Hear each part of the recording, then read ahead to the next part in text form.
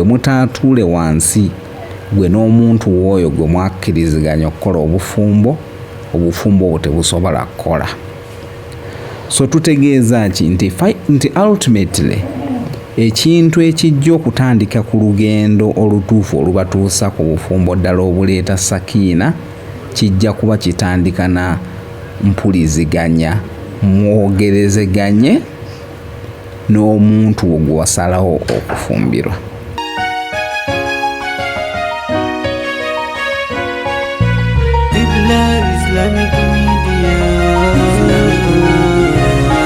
Naam, assalamu alaikum warahmatullahi wabarakatuh. Alhamdulillahi rabbil alamin. Assalatu wassalamu ala rasulillahi sallallahu alaihi wasallam. Twebaza Allah subhanahu wa ta'ala yatutonda n'atuwa ekikula kyaffe era ye yennyini n'atulaga nti yasooka n'atonda Adamu alayhi salatu wassalamu, bwe yamala n'atonda Hawa. Amannya Ssekalema Hamza, nga ndi musomesa mu Islamic University in Uganda era ndi muntu asaayo amaanyi mu kukola da'wa. Ekigambo da'wa kitegeeza koola bantu eri Allah subhanahu wa ta'ala, abantu abo basobola okuba abasiraamu oba abatali, banga olumu ate tulowooza nti kyakutereeza butereeza basiraamu, n'abantu abatali basiraamu batubanja okuba nga tubatuusaako message, era tujja kuba twogera mainly ku nsonga y'obufumbo kubanga tufunye nnyo ebizibu bingi nnyo. Obufumbo ne busaanawo oba obufumbo ne buluzinga value abantu babuwangaaliramu nga just batuusa katala, so nga ate kintu Allah yatuteerawo ng'anoonya kutuwa sakiina. So tujja kuba tutunuulira ensonga ez'enjawulo ezisobola okutuyamba okukuuma obufumbo bwaffe, tusobole okuba nga tubufunamu emigaso egyagendererwa mu bwo. Allah subhanahu wa ta'ala yalina obusobozi okutonda Hawa nga naye amugya mu ttaka, naye yatugamba nti wa min ayatihi an khalaqa lakum min anfusikum. So aya ekugamba min anfusikum yamugja ng'amugja ate mu muntu munne, in that case tuba tugamba yamugjamu Adamu. Azwaja litaskunu ilaiha, era ng'amutonda Adamu ono asobole okufuna obutebenkevu eri omukyala ono gwe bamutondedde Hawa. Kiba kitegeeza nti abakyala beetaaga ne bakitegeera nti design ya Allah yali yakuba nti bo babudaabuda abaami, kati gwe omwami design yo eri ntyodde eri omukyala okufuna okubudaabudibwa. So okusobola okukikola nga tetufaanana bisolo, yatuteerawo obufumbo. Obufumbo kyekyawula abantu ku bisolo. In fact ebisolo ebimu nabyo birina ekifaananamu n'obufumbo.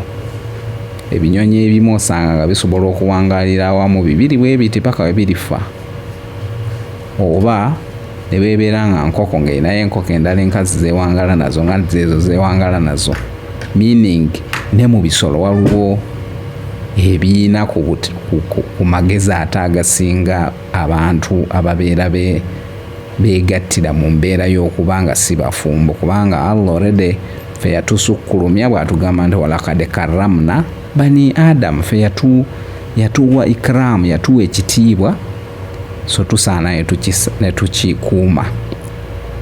So bw'atuteerawo obufumbo obwo ng'atugambye nti litaskunu ilaiha, kitegeeza omuntu bw'iroobeera mu bufumbo nga tofunamu mirembe, obufumbo obwo bufuze somehow useless, kubanga ekyabutonzebwa ekyabuteesaawo kubanga omuntu afunamu ki? Afunamu obutebenkevu. Kakiringa genda n'okola omulimu nga tebakusasula musaala, olaba nga kiba tekivaayo kubanga ekyakututteyo yagala ofuna omusaala ogenda ofune ebyo by'otalina. Kakiba tekivaayo wadde n'akamu omuntu okubanga okola ekintu naye ng'emigaso gyakyo tegivaayo. So Allah aba tugambye nti obufumbo buno yabukola litaskunu ilaiha, kati n'atubuulira sakiina eyo tunaagituukako tutya, wajaala bainakum mawaddata wa rahma. So okusobola okufuna sakiina eri abantu ababiri abatakulidde wamu abatali kikula kye kimu okuwangaala obulungi, Allah yatuteerawo mawadda kye tuyita laavu oba okwagalana, wa rahma n'okusaasiragana. So n'olwekyo tujja kuba tutunuulira oba oliawo embeera ez'enjawulo ze tusobola okuyitiramu okubanga tuyambagana mu mbeera z'obufumbo ze tuwangaaliramu, tubeere nga ddala tutuukiriza ekigambo kya sakiina. Kye twetaaga okutegeera oba kugamba okuteekako obwongo nti gye bidda byenkana yonna gye kinaatambulira ne gye kinaggweera, obufumbo bubeeramu abantu babiri. Katuwadde tubaawo ne tunoonya amagezi, abaffe tutadde tutya omukwano mu bufumbo, tugumiikiriza tutya, final decision y'abantu okuwangaalira awamu ebeera wakati w'abantu abo ababiri abaafumbiriganwa. So tujjawo ne tuwa ku magezi okusinziira ku mbeera ze tulaba, naye engeri gye mutambuzaamu obufumbo teri agenda kugibakolera. Ne bw'onaasoma obutabo 1,000, ne bw'onaawulira zi audio miliyoni oba n'olaba zi vidiyo ez'enjawulo, bwe mutaatuule wansi gwe n'omuntu w'oyo gwe mwakkiriziganya okukola obufumbo obwo tebusobola kukola.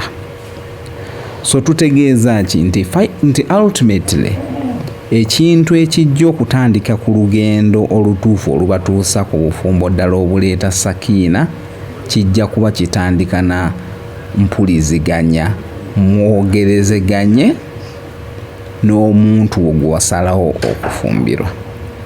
Okwogerezeganya tetutegeeza just omu kutuula awo naawe oli omulala ebiragiro.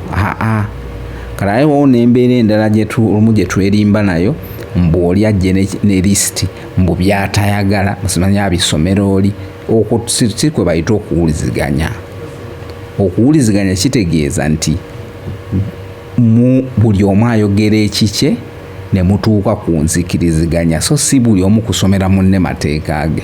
Newankubadde eno mu Busiraamu tulinayo provisions za sharia hukuk, nti omwami hakkize eri omukyala n'omukyala hakkize eri omwami. Ebyo biteebwawo lwa mateeka nti final Allah subhanahu wa ta'ala ajja kuba abanja abantu hakkiza abannaabwe, so yatuteerawo hukuk ezo. Naye gwe tova eri n'olowooza nti ojja kuva eri n'akatabo akajjudde hukuku z'abasajja eri abakyala ojja ozisomere mukyalawo nti olwo kati oteereza bufumbo. Tewali bufumbo butambulira just ku lisiti y'amateeka ng'ebyo, butambulira ku kkiriziganya. Era mbeera nga ddala musobodde okwogerezeganya bulungi, buli omu n'ategeera munne, mujja kuba nga temwetaaga wadde napasomera ago mateeka, kubanga mujja kuba mubikola nga n'okugenderera temugenderere. For example, omuntu wo nga ddala mukkiriziganya bulungi, mukwatagana, weetaaga okujjukiza okumuwa ekitiibwa? Teweetaaga nakujjukiza kumuwa ekitiibwa, kubanga kijja automatically oluvannyuma lw'okutuukiriza embeera y'okukwatagana n'okukuuma ensonga y'omukwano, mawadda wa rahma. So leero twogere ku kintu ky'okuwuliziganya ekyo. Ekisooka bannange kye twetaaga okutegeera nti teri muntu ayagala kulabika nga anyoomebwa. Already Allah atugambye nti walakad karramna bani Adam. Era Allah subhanahu wa ta'ala yennyini yatutonda, atulinako n'obuyinza okututta akadde konna. Bw'aba ayogera naffe mu Qur'ani agamba ya ayyuhalladhina amanu, ya ayyuhannas. Taboggola bubogozi na kuwa biragiro, so nga ate ye ayina n'ekitiibwa ekyo singa akola ky'abayagadde, naye atuwa, ayogera naffe mu ngeri etulaga nti atuwadde ekitiibwa. Kati y'engeri entuufu, ne bw'obanga gwe omwami oli waka ng'oyagala communicatingira mukyala we oba oliawo by'otasiimye, era oyina kumutuukirira mu ngeri emuwa ekitiibwa, naye naafiiringa muli nti aweerebbwa value.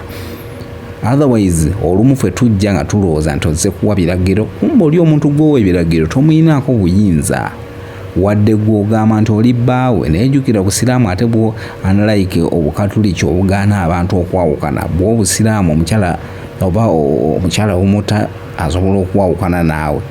so tolowooza nti olina obuyinza bwa nkomeredde. Asobola okuzuukuka n'agamba yeeyo n'omusajja mbonyawunya obunyazi n'obufumbo tebugasa n'abivaamu. Kakiba kitegeeza nti gwe olina okutegeera nti ono omuntu gw'oli naye patanawo si tewazze nayaaya wa kucunga, wazze na muntu gwe mugenda okukola naye obufumbo. So tuwaŋŋane ekitiibwa mu kaseera ako ketudisikaasingiramu. Ekyokubiri, communication tuleme bifuula ng'ebya kampuni ti boss avudde eri azze kubawa kampuni bye yasazeewo okukola. Ebyo bya kampuni yena bitebikola, tebiraga kukwatagana kulimu kwagala. Muyina kunyumya bunyumya ng'omuntu bw'ono anyumya ne mukwano gwe. Ekiri fane ojja kusanga nga ffenna era naddala abakola mu bitongole, obeera n'abakyala abakola mu kitongole b'okola nabo ng'era owangala nabo ng'era mukuba olwali ng'era mumala n'emyaka 10 nga temuyombye nabo wadde mukola mu ofiisi y'emu. Naye ne weesanga ng'omuntu yennyini yamaze emyaka 10 tayomba na workmate be mu ofiisi, buli wiiki 2 ayomba ate n'omukyala gw'ayina ate awaka. Kakiba kitegeeza wabeerawo problem awo nti omukwano guno wano nga mwogerezeganya buli lwe gutabaawo ne mudda mu bya mwami abanja mukyala, mukyala abanja mwami, ebintu ebyo bireeta obuzibu nti n'ekintu ekitini ekibadde suppose okutegeerwa oli akirabanga okunyoomebwa, akirabanga okucungibwa n'agaana okukigoberera. So ne weesanga nga kireeta ate obuzibu. So tugamba nti ne bwe mubanga musazeewo nti ku exchange nga birowoozo, tubi exchange nga abantu babeera nga ba mukwano, si bya buli omu kubanja munne na kulaba ye kikyayogera ekinaanyiiza. Nedda, nsonga ya kukwatagana, gweyogera ekintu kyo kyoyogera ng'oli omuwadde ekitiibwa, naye ayogere byayogera nga si bya buli omu kupima munne na kulaba ani asinze. Kubanga finally obufumbo obutaliimu mirembe, obufumbo obutaliimu kwagalana, obufumbo obutaliimu bantu kukolagana buvaamu ne buba stress nga mwenna.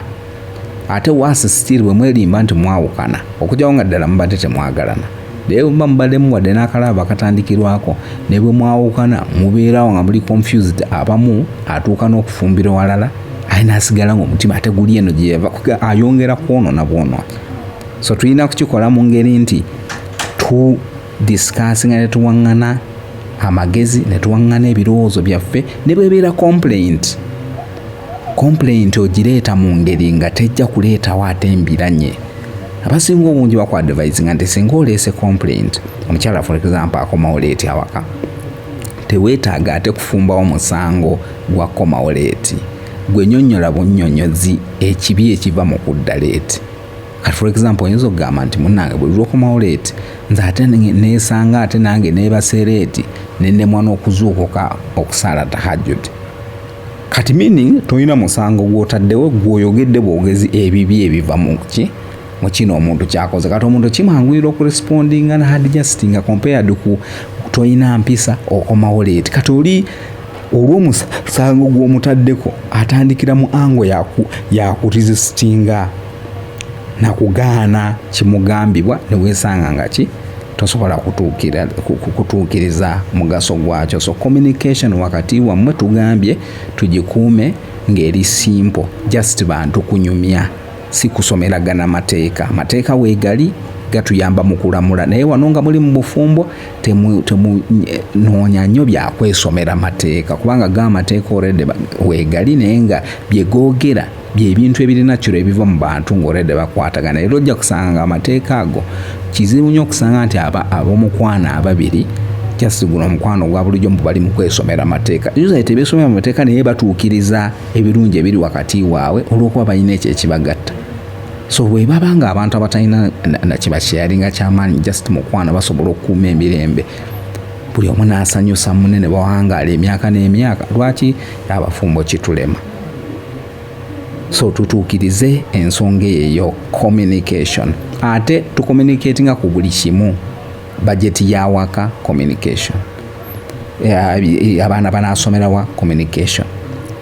Tunaalya ki mu discussing communication. So buli kimu tukiteeke mu mbeera y'ennyangu. Allah subhanahu wa ta'ala oba oli awo anaatusaasira ne tusobola okuwangaala nga tutuukiriza ekigendererwa, kubanga yatugamba litaskunu ilaiha. So sakina bwe bateriyo waka tuba tetunakutuukiriza mugaso lwaki Allah yassaawo obufumbo.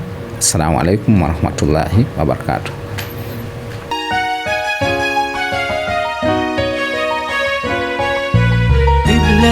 Islamic Media. Islamic Media.